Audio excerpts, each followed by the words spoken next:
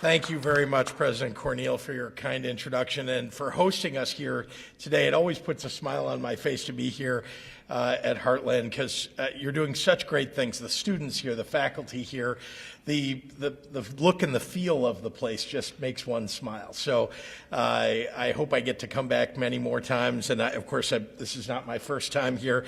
And of course, when we get to make announcements like this and all the progress that we've made with community colleges, it's a great day as well. So let me say thank you and welcome the people that are with me today. Standing behind me, of course, we have Normal Mayor Chris Coos and our great Senator Dave Kaler. I should say leader Dave Kaler, because he really is a leader on behalf of all of you in Springfield. It's always a pleasure to join them to find new ways to bring new opportunities for the families of Central Illinois. Also standing here with me are Pritzker Sabine and Veronica Swanson, two of your terrific students who are really going places. And again, it's energizing for me to meet young people who are on their way to great careers as a result of the work that you're doing here at Heartland. And speaking on behalf of the student body today, we have Rodney Billerbeck, who is the board's student trustee and a Cullum native. And Rodney, Lieutenant Governor Stratton and I are so thrilled to have you with us today, and I know that we're all eager to hear your individual story in just a few moments. Let me also recognize our city host, which is, of course, Bloomington Mayor Mboka Mwilambwe. I've tried to say that 3 times fast. Any of you? I'm sure you all have here too. But I have to say we've become good friends over the last several years, and he's doing a great job. He joined me at the State of the State address this year, just last month, to recognize his partnership in advocating for college affordability for all Illinoisans. Over the last few weeks, my partners and I in the General Assembly have been traveling around the state to talk about the cradle-to-career investments in this year's proposed budget. Illinois is poised to make history, making it possible for every working-class resident of our state to get a degree, training, and skills that institutions like Heartland provide, and doing it tuition-free and fee-free. That's a big deal. That's never happened before in the state of Illinois. With an additional $100 million directed to the MAP grant program, a student can pair our state support with a federal Pell Grant and pay for college with no loans and debt required.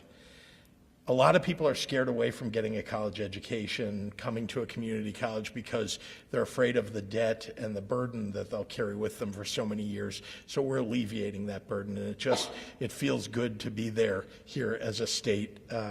Illinois is really going places. Illinois has the 3rd largest community college system in the entire nation. We're home to 48 community colleges, and all across the state they open doors to higher wages, new careers, better jobs in healthcare and IT and construction management, accounting, manufacturing, and so much more. We're making smart investments now so that Illinois residents can reap the economic rewards that they deserve. Look no further than Heartland, where students can enroll in the electric vehicle energy storage training program that we unveiled back in 2021, and that means boundless opportunity in our state's fast-growing EV production sector. I'm able to say to EV manufacturers and suppliers when I talk to them on the phone about coming to Illinois that we have the workforce and that we're developing the workforce that they need. They come to Illinois because they know we have the talented people, and they want to know that we can train people for the jobs of the future. And it's why so many companies are choosing to come to our state. When I first took office, going to college in Illinois seemed less affordable than ever before. Prior administrations had cut funding for higher education so badly that out-of-state tuition looked better to Illinois families. And that's a fundamental failure of state government, and it's a trend that we've been reversing for the last 4 years. Over those 4 years, my administration has been laser focused on righting Illinois' fiscal ship, paying our bills, eliminating my predecessors' debts, and the debts that have been racked up for decades before. It's a big deal that we've gotten to this point. I often say to people that balancing the budget allows us to make the investments that we need to make for our state. And so working hard to balance the budget is really working to make sure that we're investing in our community colleges and in the education that our kids deserve. Because of the work that we've done, our state can redirect funding that once went to interest payments back into opportunity for Illinoisans, all while maintaining that balanced budget. Today, overall enrollment at Heartland is up, and enrollment of students from underrepresented communities increased by 13% just since fall of 2021. It's headed in the right direction, and we're excited about the future for Heartland. Not only that, but this year, every single student eligible for a MAP grant in the entire state that applied for one received one. Everybody that was eligible.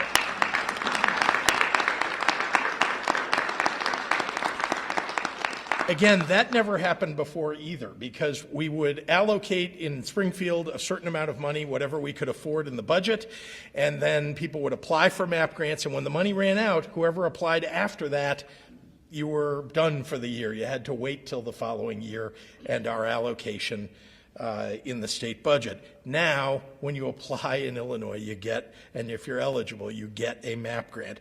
So it's nearly $1 million that we're providing to help people acquire new skills and new degrees in this community last year alone. That's wonderful, and we want to do even more. As we make college tuition more affordable for students, we also need to invest in the school's facilities, bringing them into the 21st century, updating curriculum and resources, and ensuring that these engines of local economies like Heartland are running at their very, very best. Our Rebuild Illinois capital plan, which thank goodness Leader Kaler helped us lead and get passed, is the largest in state history. In fact, at the time we passed it in 2019, it was the largest in the country. And we didn't know if Congress was ever going to get around to passing an infrastructure bill back in 2019.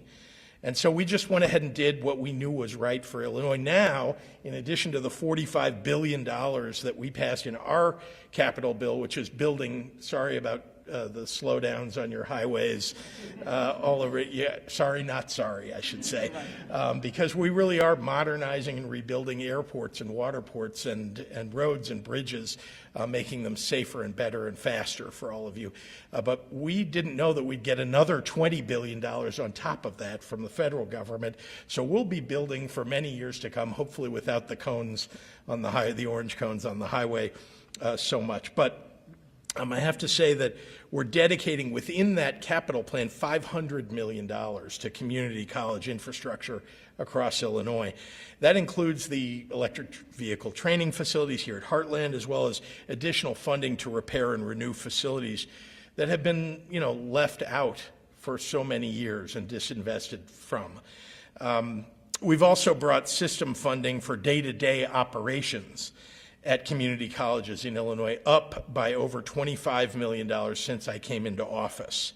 And I've proposed we add another $19 million in operating funds, the largest increase for community colleges in over 2 decades, just for the budget this coming year.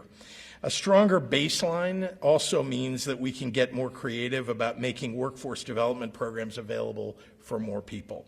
My budget proposal also includes $8.3 million to expand dual credit and non-credit workforce development programs, options that transform outcomes for low-income high school students and support retention and skills training for employers. Our community college system serves as an accelerator for local economies and individual students alike. From a direct economic impact of about $3.5 billion annually, locally across the state, to producing degrees that offer an average annual return of over 25%.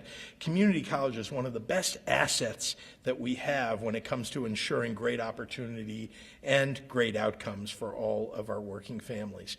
Remember, making good investments at the state level has a great return going forward for everybody, whether we're investing in community colleges or in early childhood education. Being able to invest in things that have a true return on investment, that we're going to see benefits from in years to come, that's what we ought to be doing at the state government level, and it is what we're all about. So I want to thank all of you for joining us today. I really am proud of the work that you're doing here at Heartland, and want you to know I'm going to come back and back and back, because we're going to keep making more and more investments here in Heartland and in our community colleges, and I look forward to that. So thank you, and with that, it is my great pleasure to introduce my partner in governance and truly the world's best lieutenant governor, and that's Juliana Stratton. Thank you.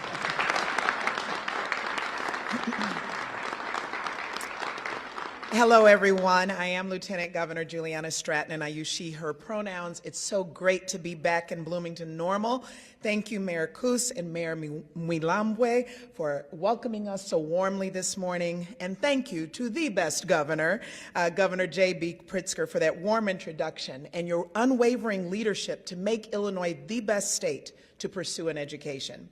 To Leader Dave Kaler and all of the students and special guests joining us, thank you for your partnership in doing the hard work to ensure the next generation has the pathways to a bright future. I join Governor Pritzker in thanking President Cornel and all the passionate, dedicated educators and leadership at Heartland Community College. You know, I've seen firsthand the impact that you make on students' lives every single day. You see, my mother was an educator at a community college, and she saw the full potential in that students that she served had inside of them. She gave them care and attention. She was there to lift them up and help them gain skills that would help them to thrive. So community colleges hold a special place in my heart, and Illinois is proud to support you because we know that you open doors for so many to soar.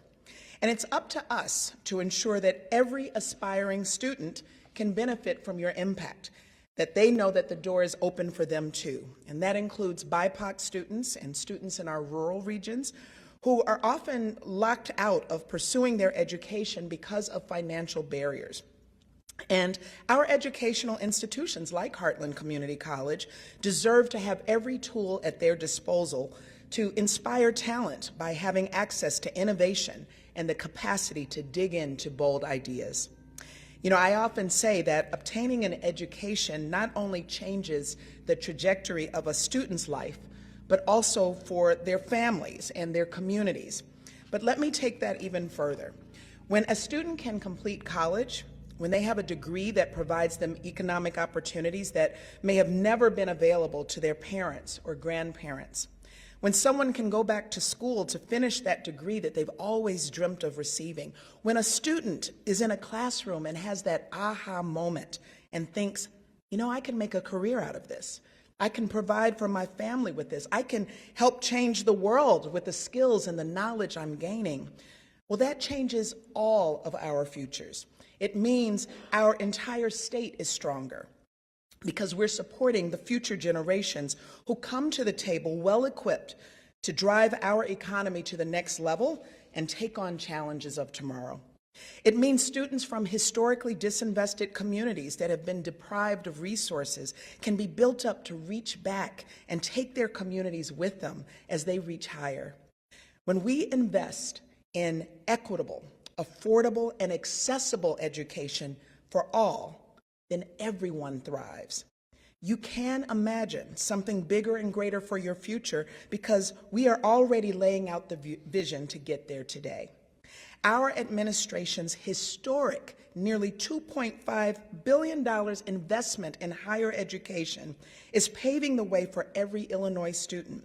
But this includes supporting community colleges in developing the workforce readiness programs that set students up for success.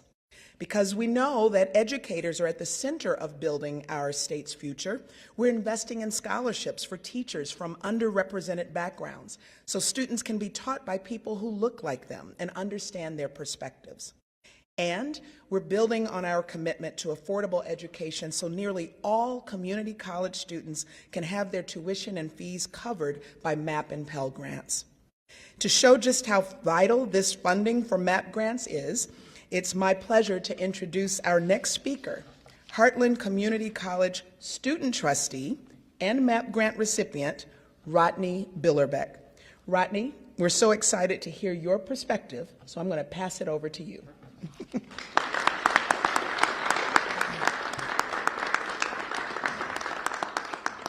Good afternoon.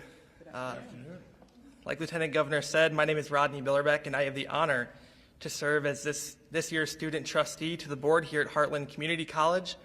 And on behalf of the student body here at Heartland, we extend a warm welcome to the governor and his staff here today for coming to showcase their support for community colleges and for higher education. As a current sophomore here at Heartland Community College, I can confidently attest that this institution has been instrumental in changing the lives of its students, including my own. Students will find that when stepping into Heartland's doors, they are immediately presented with a plethora of opportunities to not only explore, but to grow from.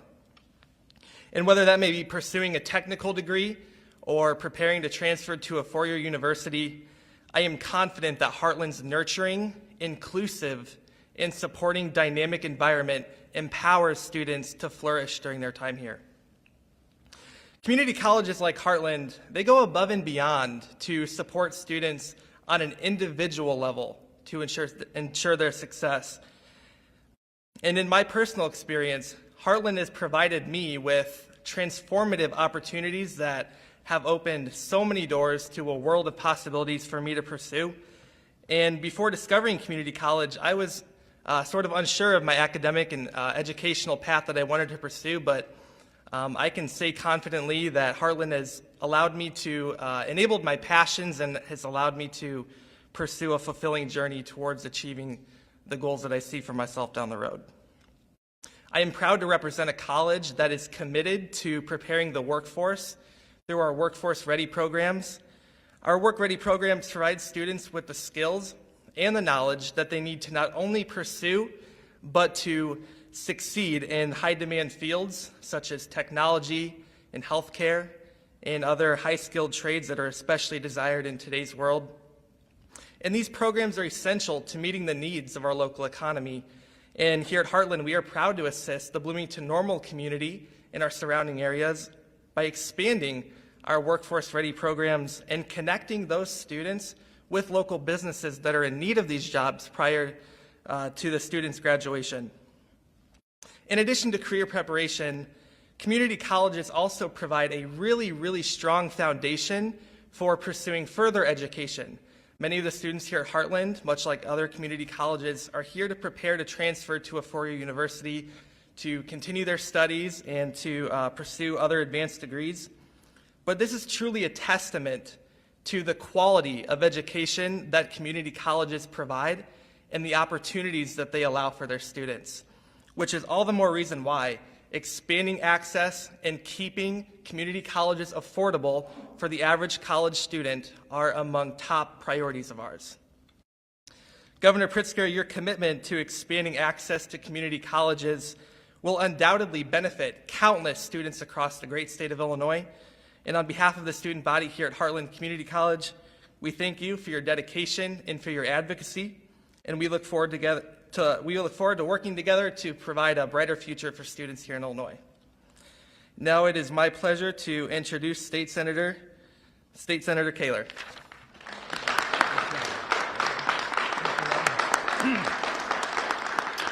Thank you so much. I've noticed over the years, Governor, that when you come and do news conferences, it's always good news for a community, and so I really welcome that. But today, we have not only the governor, but the lieutenant governor, so it must be really good news, right? And it is, indeed. When I first went to Springfield over 16 years ago, I heard about the MAP program, and that have students that would come from my district, and they'd talk about the fact that we didn't have enough MAP money to really fulfill the need. And so they kept encouraging us to increase it, and some years we could, some years we just didn't have a choice. But I'll tell you why this is so important. Because right now, the thing I hear more than anything in talking to public sector, private sector, you name the organization, they can't find enough workers. You know, everybody is short of having skilled talent. we have the talent, and now we have the means to provide for our workforce needs right here in Illinois. This is a big deal. This helps to set the roadmap for excellence. You know, we can be an excellent state. We've got the wherewithal to do that. This program here helps to fill that gap. This is important. This means that our students can look right here at home at not only having their education, but having a career. And during the dark years, I won't go back and mention those, but when schools were drastically underfunded, we saw students that had to leave. I had parents coming to me and saying, we're not sure whether the course offerings that our child wants are really going to be available with the kind of cuts that are going on. You know, that's not good news. What we have here today is some hope, and we're going to do that through this program. We are going to fund our priority. Your budget is your priorities. Education is a priority, and we're going to fund it. Help me in welcoming the governor back up to the podium.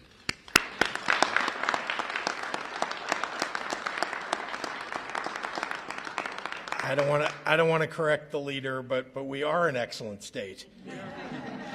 And we're just becoming more excellent. Happy to take any questions from members of the media. Sir, I'll get you a second. Governor, the public leaders have said the budget plan that includes this funding increase for education will inevitably require a tax increase because it's new spending, revenue projections are down, and a mild recession has been projected. Can you assure the public that won't be the case? Well, let me remind you who projected that revenues would be down from last year. That's our office, because we wanted to be conservative, and we have been every year about what revenues are coming in so that we plan our budget, our spending around what really we think the revenues will be, or even being conservative. Well, what do you know? Every year we've outpaced that in revenue, which is great, but what have we done with those dollars? We put it into paying down debt. We've eliminated all of the bill backlog that I inherited from my predecessor. We've paid off all the short-term debt in the state of Illinois so that we now have reduced significantly the amount of interest payments that we make, so those dollars are available once again for spending on things that matter or reducing taxes as we were able to do last year. So I'll continue to fight this fight. I know that when you have nothing else to say, that the Republicans just want to complain and project into the future something that they'd like people to believe but isn't true.